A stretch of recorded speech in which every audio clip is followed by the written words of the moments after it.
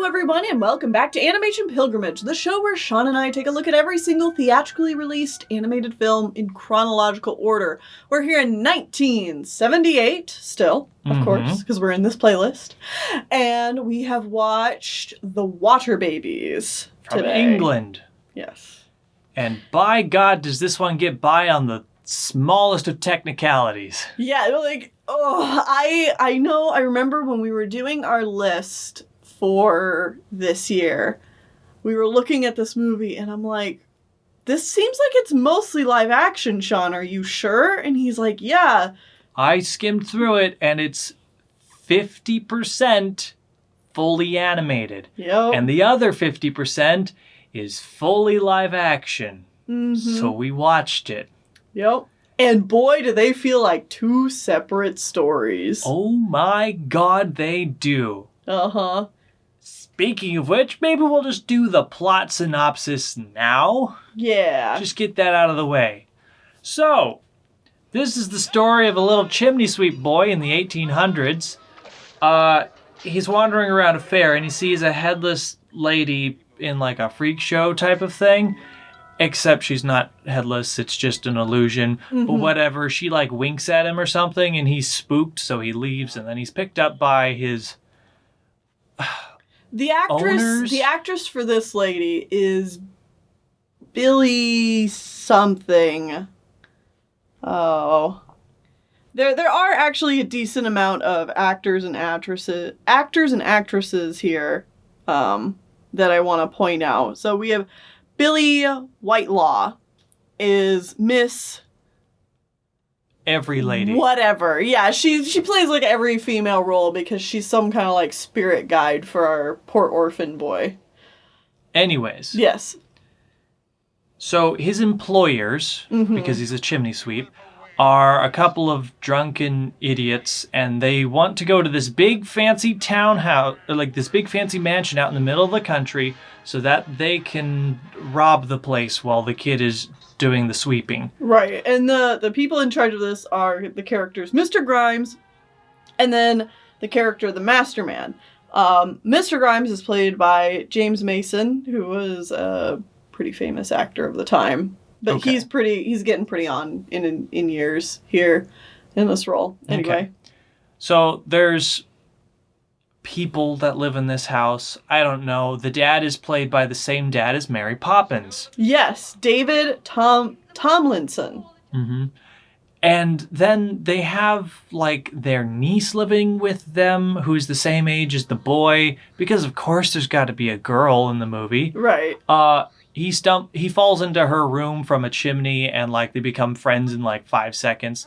And then immediately after that, Mr. Grimes tries to frame him for stealing all the stuff. And suddenly the whole household is chasing him through the woods because he's a thief. But the girl doesn't believe it. She thinks it was the Mr. Grimes who was doing the stealing. Well, she saw it. Yeah, she saw it happen. He's like, yeah, it's not the boy. Yeah. And so she finally catches up to her uncle and's like, it wasn't him, it was this girl is so soft-spoken. I don't know how any of them. I'm the girl character. How are you doing today? Oh, hello, little chimney sweep boy. My name is Ellie. Yeah, and also everybody has a really thick accent in this movie. I grew up watching a lot of BBC movies. People were pretty hard to understand in this film. That's because the production quality of bad. was really bad for the live action segments. Yeah. We'll get to that more in a bit. Anyway, continue. Either way, they chase him to a river and the main character is scared out of his mind. Mm-hmm. Because like they're chasing him with horses and dogs and a gun. And like they've already been threatened with being hung if they're caught thieving. Right. So he's like, I'm dead. So he jumps in a river and drowns to death. And becomes an animated movie. And drowns to death. Drowns to death. Okay. All the way to death. And he enters a completely different movie where he is now an animated water baby. He's whatever that means. Small fairy water child. Whatever. He learns how to swim. An otter or something tells him to go see water babies in the ocean, and they can get him back to his real world. And so he goes on a Wizard of Oz quest where he saves an Irish crab. Like a crawfish. Lobster. It's a lobster. Yeah. Yeah. An Irish... I wrote this down. I should just look at my notes. Also, the boy has a dog, so the Yeah. dog is there too. The dog's there too because, of course, he has to have his Toto. Anyways, he helps... No, not Irish. Scottish. Yeah. Scottish lobster, a gay seahorse, a French swordfish, and then at the end there's some polar bears and a walrus. Okay. Either way, he goes through all of this. He finds the water babies. They get captured by an evil shark army and taken to the shark castle. So he goes to see the god of the sea, who is the Kraken, a.k.a. Poseidon, a.k.a. whatever other names you want to give him. He even says that in the movie. And he's like, go save the water babies because I'm actually not going to do anything. Right. So, well, you have to prove your worth to me. In order to get your wish granted, which is save the water babies, you have to prove yourself by saving the water babies. Well, and at first there's bullshit like, now I will grant you one wish. Do you want to see Ellie again or save the water babies? It's supposed to be like this test of like his selfishness, you know, like, is he going to do the selfless thing and save the water babies, or is he going to do the selfish thing and just go back and forget all about them and go see Ellie again? Except like he knew this girl for 5 seconds. Yeah, but they make it out like this boy's like, oh no, well, save the water babies because it's the right thing to do. And Poseidon's like, good job. Go do it. Go save them. And it's like, you didn't grant his wish at all. You're making him do everything.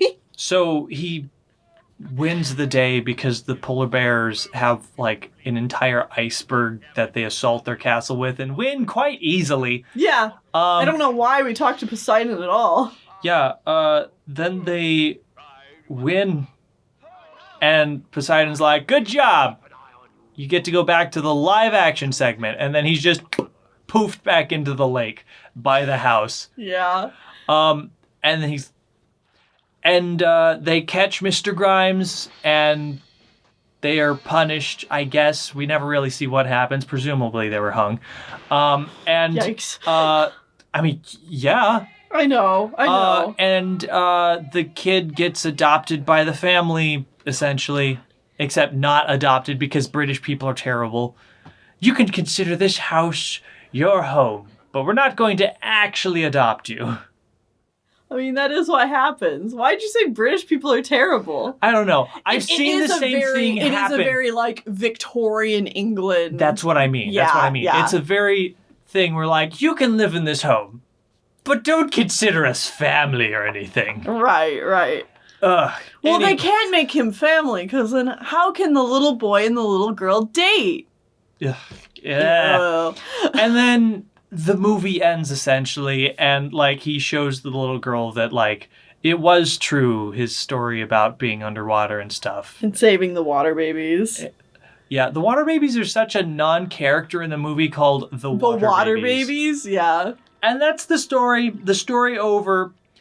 God, this really, really wanted to be like the next Wizard of Oz or Mary Poppins. Yeah. Oh, and also it's implied that the reason the boy went on this magical journey is because there's this, like, magic lady following him. Oh, but yeah, she's also such a non-entity that you could completely remove her from the story and it wouldn't matter at all. Yeah, that lady he saw at the very beginning, she shows up again as, like, an old beggar lady that Mr. Grimes pushes over. And then she's, like, the caretaker of the house. But, like, why is she doing any of this? Is she caring after the little girl and making sure she gets a friend, or the boy because he's miserable? It's never told to us. It's not implied why she's doing it, because she just kind of wants them to be together. She's like, yes, I must have children kiss or something.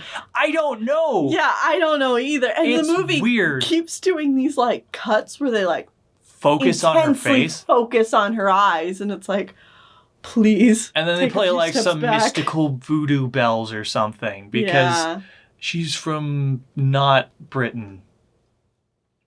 I don't know. I don't know.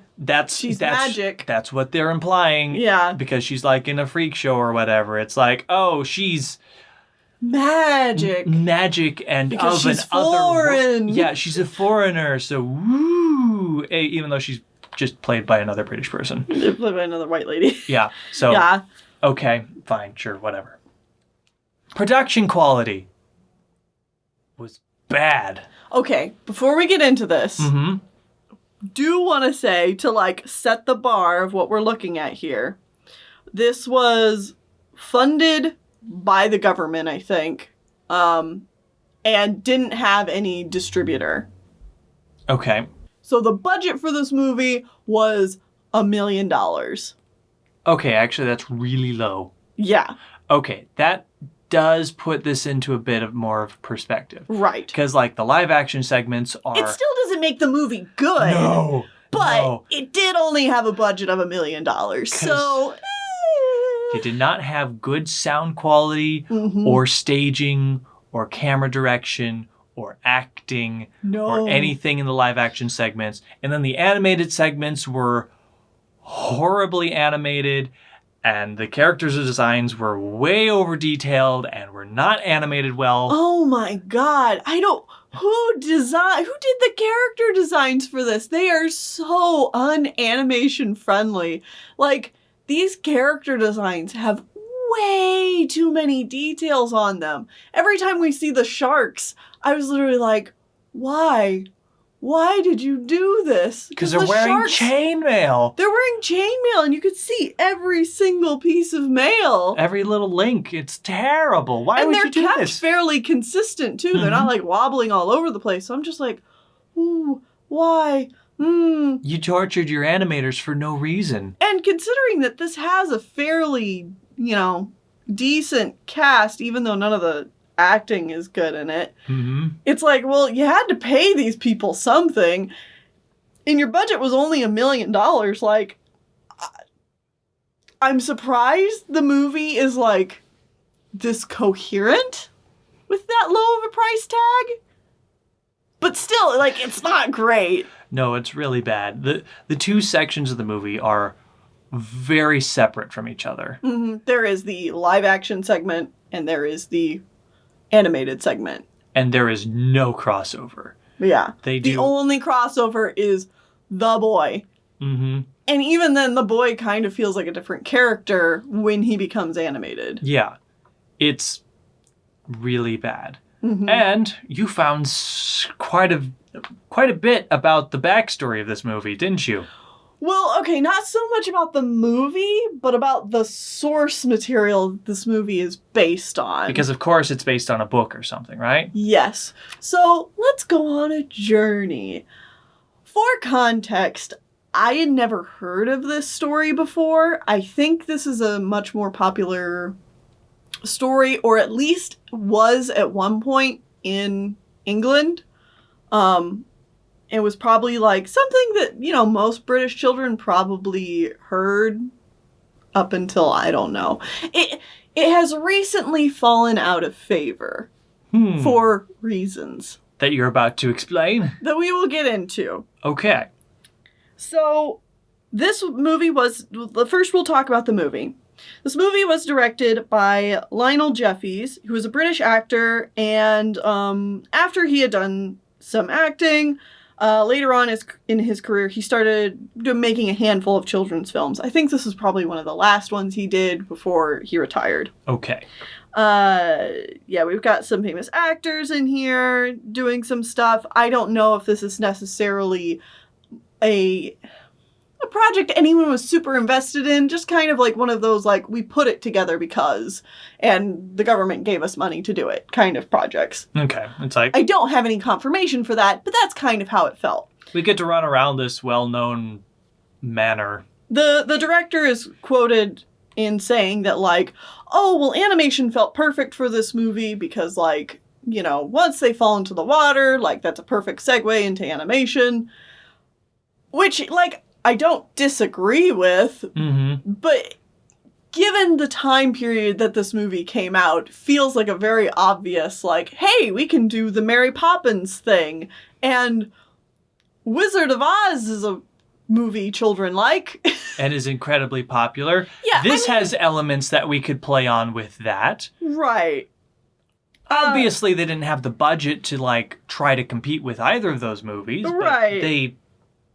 But it still feels like they're trying to go off of that sort of... To say that they had troubles... this is another thing that the director is quoted on saying, is that they had a really hard time trying to adapt this story for film. Really? Yeah. I couldn't tell. And we'll get into the book here in just a little bit. So, originally, they were going to hire American animators, but that turned out to be too expensive for their budget, so they ended up hiring Studio Minotaur Filmowicz, which is a Polish studio, to do all the animation, and then production ended up taking longer than they expected because of animation. Mm-hmm. They're like, oh, this is taking several months. And it's like, yeah. It's animation, takes a while. But I mean, Britain also hasn't had like a huge animation industry at this point. So that's understandable why their expectations were off, yeah. And that's pretty much what you need to know about the production of this film. Other than if you are familiar with the book at all, you might notice that this seems like a very loose adaptation of The Water Babies. So now I need to switch over and give just a bit of a plot synopsis of The Water Babies, a fairy tale for a land baby. Okay. So this was written in 1862 and 63 as a serial for the Macmillan magazine. And was I can immediately see why this would be hard to adapt to a single film. Yeah. It was published in its entirety in 1863. It was written as part satire in support of Charles Darwin's The Origin of Species. Now I'm over here doing the, like, math meme, trying to figure out how the hell this has anything to do with evolution. I know, right? The book was extremely popular in England and was a mainstay of British children's literature for many decades, but eventually fell out of favor in part due to its prejudices common at the time against Irish, Jews, Catholics, and Americans. Yeah, because it's not cool to be like... I mean, it's more so that the book makes a lot of just, like, offhand comments from what I can tell. I believe it. It's, like, for no reason, probably. Yeah. So, the story of the original book. The protagonist is Tom, a young chimney sweep, who falls into a river after encountering an upper-class girl named Ellie and being chased out of her house. There he appears to drown and is transformed into a water baby, as he is told by a caddisfly, an insect that sheds its skin, and begins his moral education.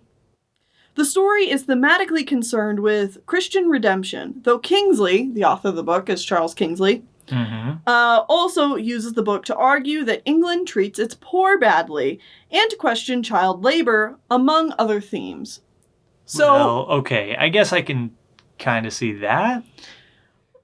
The bad thing is, though, is that if that's the case, this movie did a piss-poor job adapting its themes, because this movie is very anti-poor and very, like, yeah, it makes a sort of case for child labor in that it goes, look, this child has to work and he is sad. And he is beaten a lot. Yeah. How dare he be But poor? it is through his child labor that he gets a happy ending. So A happy ending where he's part of the aristocracy now. Right. So it's like, well, he should just not be poor.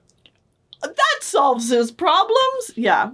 If only the wealthy would just adopt all poor children, that would fix our problems. Yeah. So, like, not the movie, taking like, care of, like, the systemic issues that make people poor in the first place. Right. The movie completely glosses over that and definitely paints the older poor people as just, like, evil. Yeah, which would be Mr. Grimes and the other guy. Right. All right. So, Tom embarks on a series of adventures and lessons and enjoys the community of other water babies on St. Brennan's Island once he proves himself a moral creature. The major spiritual leaders in his new world are the fairies, Mrs. Do As You Would Be Done By, a reference to the Golden Rule, Mrs. Be Done By As You Did, and Mother Carey. Okay. Weekly, Tom is allowed the company of Ellie, who became a water baby after he did. So she also drowned. Yep. Okay. Grimes, his old master, drowns as well, and in his final adventure, Tom travels to the end of the world to attempt to help the man where he is being punished for his misdeeds. Tom helps Grimes to find repentance, and Grimes will be given a second chance if he can successfully perform a final penance.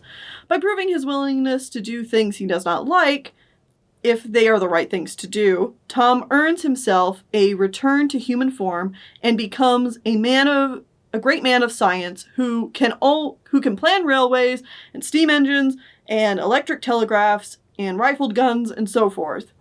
He and Ellie are united, although the book states, perhaps jokingly, that they never marry, claiming that in fairy tales, no one beneath the rank of prince and princess ever marries.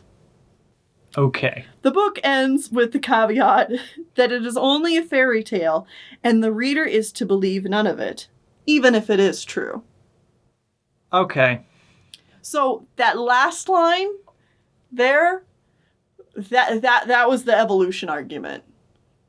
Oh. Satire. Really? Yeah, That's that's the biting commentary right there. That's it. So like evolution. Don't believe any of it, even though it's true.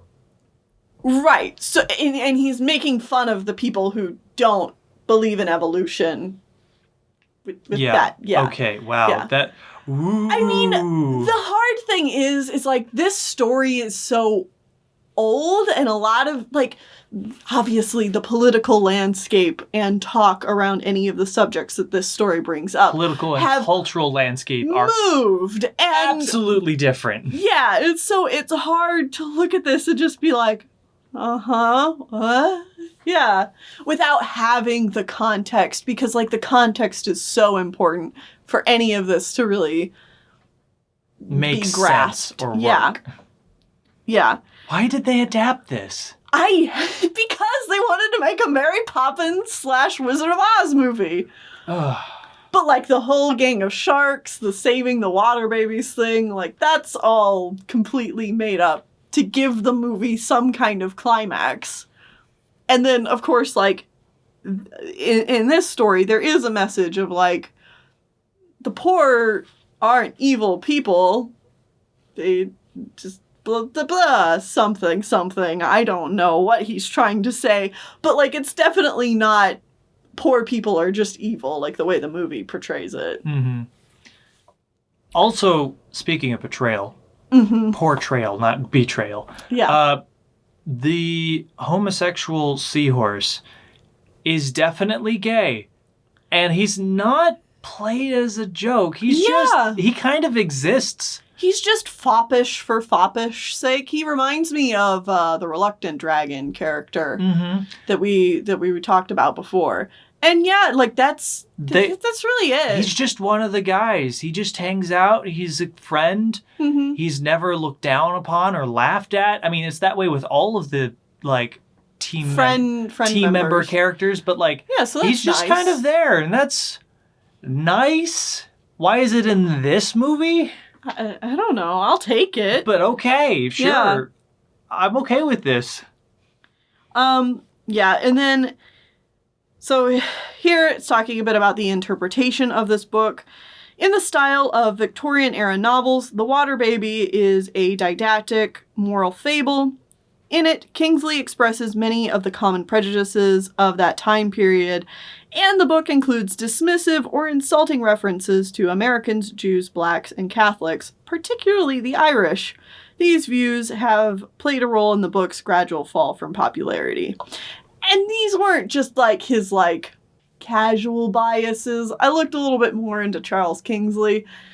And he was pretty awful. Oh, he was real awful. He was very much like he was on that science train of like eugenics and shit. Yeah. Ew. Yeah. So he was one of those people that saw evolution is a thing, and we can use that to make ourselves the perfect race, which does not include all of these things in like the worst way including possible. the Irish. You might end up cutting this from the episode, but this is just a quote, a direct quote from Charles Kingsley. Yeah, let's not put that in there. But no, I read that and I was like, oh. You're terrible. Yeah, he sucks. Wow. So yeah, we're skipping over the part that I just read to Sean, but if you want, you can just look up Charles Kingsley and you can look up some of his beliefs. Real awful person. Wow, I hate this man. But he was a supporter of Charles Darwin and his research very early on. So, like, yeah. Well, yeah. You can see why he wanted to support Charles Darwin. Yeah. In fact, we watched a video from Philosophy Tube that talked all about this, in fact. Yeah. How Charles Darwin's stuff came up, and then a lot of really terrible people took it and ran with it. I think I might actually leave a link for that down below. It's a video about eugenics in general. So yeah. So warning for those topics, but it's a good listen if you're interested in hearing about that. But so yeah, this movie is like very loosely based on a book that's like really only suitable for the time period that it came out and didn't age well at all.